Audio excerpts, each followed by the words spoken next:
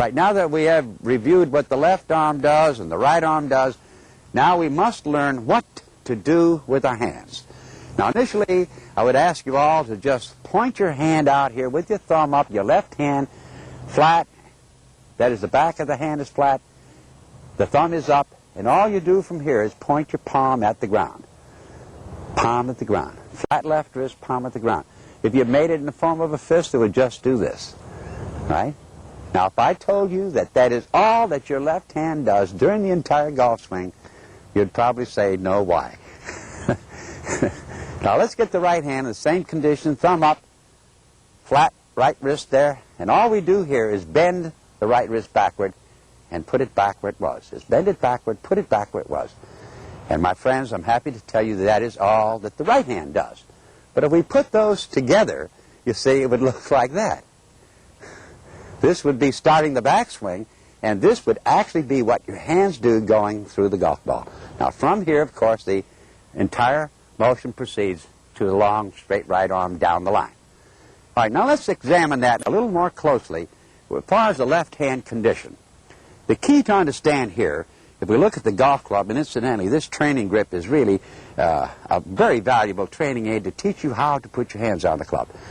If we think of the bottom of the heel of the hand going on the very top of the golf club, the very top, so that in fact the club is really holding itself. See, the heel is on the top, the forefinger is here. Am I squeezing the club? Of course not. The club, the weight of the golf club is holding itself on these two pivot points, the heel and the front forefinger. Now from here, if we merely close the three fingers, put the thumb down on the right side of the shaft, we can see that this V does point at the right shoulder. Now, there is no grip pressure other than the weight of the golf club. The left wrist must be free to hinge up and down freely. Freely. This is a free oiled hinge right here. All right, now, as far as the right hand is concerned, remember all it does is bend back. We take the cup of the right hand, the inner palm of the palm, and place that right over the thumb. You can see how I'm just placing it right over the thumb. You'll find that the little finger will want to overlap the forefinger. The three other fingers just fit in there, and now you can see that both V's really point in the direction of the right shoulder. Now, when we move our hands forward to start the golf swing, the right wrist bending, the left turning, you can see that the hands, all they do is that. Now, to start the golf swing then, we would turn the left, rotate it to the right bends along with it, and you have this condition here which we call 1 to 2. Now, 2 to 3, you can see that all I'm going to do here is cock my right elbow. My hands did absolutely nothing from that point. When I say nothing, now I mean nothing. But it is this point where the average golfer really gets into a lot of trouble, because from here he will want to cock his right wrist. Cock his right wrist, you see, and that is perhaps the biggest killer in the golf swing without you knowing it. I'm sorry, but that is the way it is. If you cock your right wrist, both wrists cocked, your left wrist will be forced to bend. The club face is now in a open condition coming through the ball, and that, my friends, is why you hit high slices. And your drivers and all these crazy shots are results, believe it or not, of cocking the right wrist. So there is no right wrist cocking motion. It's only a bending motion. The reason the golf club in the left hand gets cocked is because the right elbow cocks up and down, not the wrist.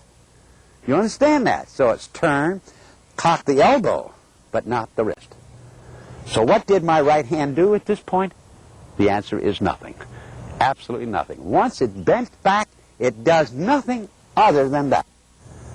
Now, when we start the golf swing down by pulling both forearms down, connect where you were, you're now in this condition.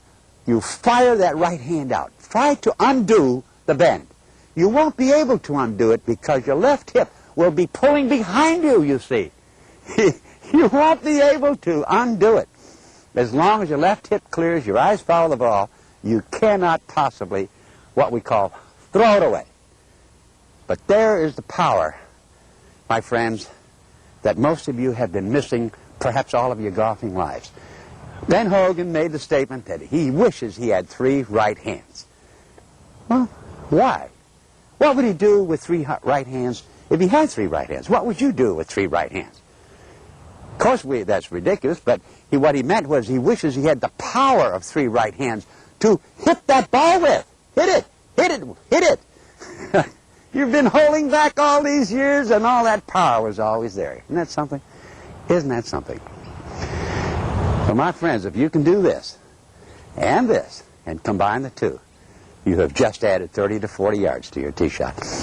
In this particular view of the grip, I would like to show you how the top of the golf handle fits under the left wrist palm. It must be under the palm so that it presents a pivot point, if you will. So the club technically is really holding itself, as you can see. I'm not squeezing it a bit. And from here, you merely close the 3 fingers, and because of the special grip, you'll see you'll educate yourself to put the thumb on what we call the aft part of the grip, behind it, if you will. Now, by moving the head of the golf club backward, we can see how you flatten the left-hand grip. All right, now, the right hand, the palm fits right over that thumb. If you've been bowling, right, it's basically the same as the bowling grip. You know, the three-hole grip. Now, you merely put the 2 fingers in here, and you see this. Notice that it is in the fingers of the right hand, not in the palm of the right hand, but in the fingers. And the cup of the right hand fits right over the left thumb, right over the left thumb. They go together. As a matter of fact, they fit together like 2 jigsaw puzzle pieces. And when you feel that, you'll know that that's right. And I would advise everyone to get one of these training grips, get a short golf club. You can teach yourself the entire golf swing in your own home. So if we reviewed, there's a turn and a bend.